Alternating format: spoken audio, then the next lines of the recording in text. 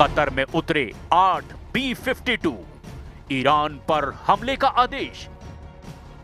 कुछ रिपोर्ट्स में दावा किया गया है कि कतर के अल उदैद एयरबेस पर अमेरिकी लड़ाकू विमानों की हलचल अब बेहद तेज हो चुकी है।